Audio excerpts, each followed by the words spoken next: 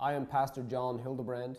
I want to speak about something that I feel is very important, and that is the audios and the videos that are circulating on social media about the Church of God, and where they're accusing us how wrong we are, how we're teaching false doctrine, how we're a cult and different things. And what has happened is that they have taken little clips and have sent them out on social media, and it has left many honest people confused, and for good reason. So I'm not going to try to explain and go into the detail of what has been said and what we've been accused of. That is not my burden in this video. I want to more just maybe be a little bit of a help to those that really want to know, because an honest person does want to know the truth. So I want to walk you through something that I think will be of a great help. I want to read a couple of verses in the Bible, in the New Testament, in Luke chapter 11, in verse 53.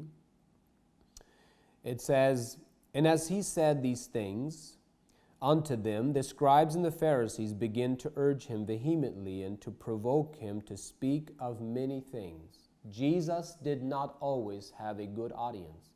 He didn't always have just honest people ready to receive the truth. That was not the case in Jesus' day. He had audiences that sometimes there was a few that were honest and the majority were not honest. So these people that came to listen to Jesus did not come to get help, to be saved, to be healed.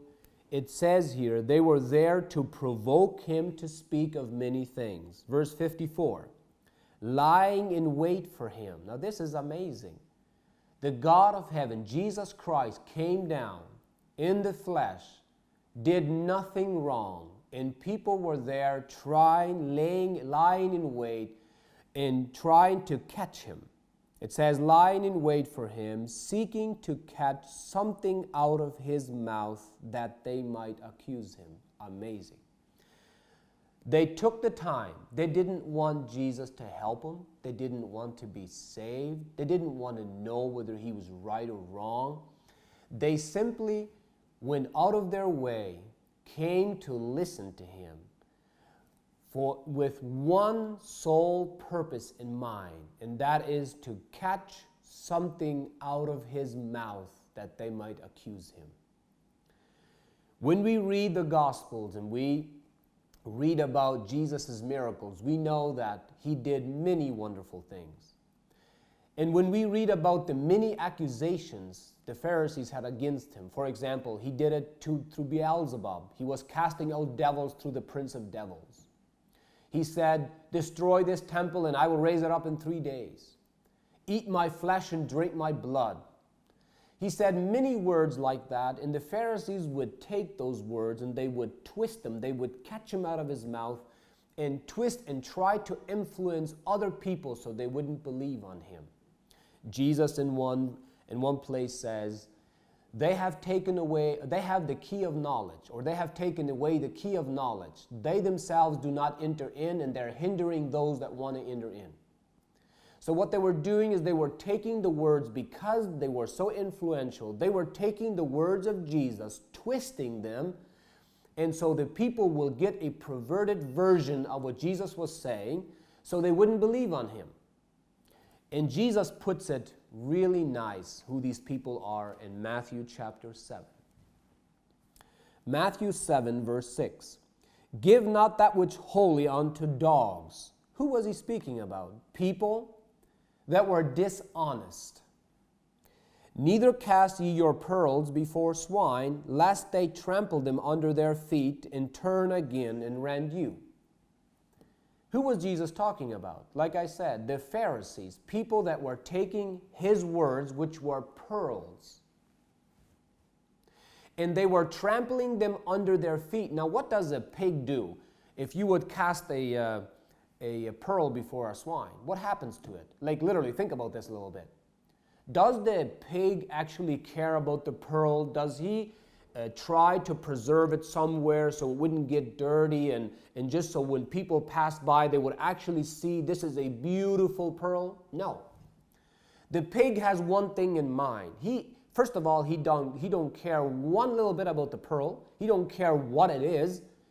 His burden is to trample it under his feet in his own mess. And when he's done, nobody recognizes the pearl. Why? Because it has been under the feet of swine. That's exactly how some people were in Jesus' day. They were like pigs waiting for some pearl to be cast before them. And when they were done with the pearl, nobody else believed that it was a pearl, because all they saw is the Pharisees' mess on the pearl. All that the Pharisees interpreted it to be. That's what the pearl was. That's what Jesus' words were at the end. Now, Jesus said, they did it to me and they will do it to you.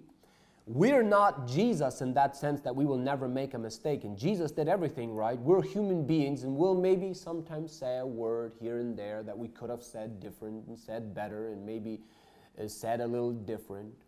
We admit that. But we're dealing with the very same kind of people. That spirit is more alive today than ever before. They are listening in to the Church of God messages. They are listening to messages. They go through the trouble to listen to messages. But they have one sole burden, and that is to try to find something, to catch something in the message, take it out, and twist it, trample it under their feet as pigs do. And when they're done with it, honest people look on and say, I can't believe the Church of God is so bad. I know. It's bad because you're looking at a pearl that has first gone through the feet of swine. That's why it looks bad. Now, the swine, the pigs and the swine, as Jesus calls them, they'll probably listen to this video, and they'll probably do the same thing again. And I can't stop them. But I want to speak to those that are honest and give you a little bit of advice. This will help you find the truth. Every time you get a video sent to you or an audio, or somebody says something, or maybe you hear something directly from a message that's perhaps maybe that sounds like eating my flesh and drinking my blood, and me and my Father are one, and my Father has sent me and pull down this temple, destroy this temple, I will build it up in 3 days, and he's casting out whatever. Just anything that seems to sound a little, well, I'm not sure exactly what he meant by this. Would you do yourself a favor? Take the phone, call one of the ministers or call the minister, get his number, contact him directly and ask him, what did you mean when you said this? What did you mean when you said, eat my flesh and drink my blood? What did you mean by that? Another very important thing is when you get something sent to you, do a little bit of homework and see who or where does this come from? And probably 95% of the time, or maybe 99% of the time, you'll find out if there's something being sent around, a little, clip, that there was a pig somewhere, a swine, a dog, that sat in a message or listened to a message, just like the Pharisees, and picked out something, trampled it under his feet, and showed the people, look at this. This is the Church of God. Yes. No, actually, no, it isn't. All they see is the pig that has trampled something under his feet. So I want you to remember, the people of God are going to suffer persecutions. They are going to suffer that people speak wrong about them. They accuse them. They do all manner of things. And if you're honest, be careful what you listen to. First, analyze where did it come from, and contact the minister himself to see what did you mean by what you said. You'll do yourself a favor, and you'll do many other people a favor. May the Lord bless you.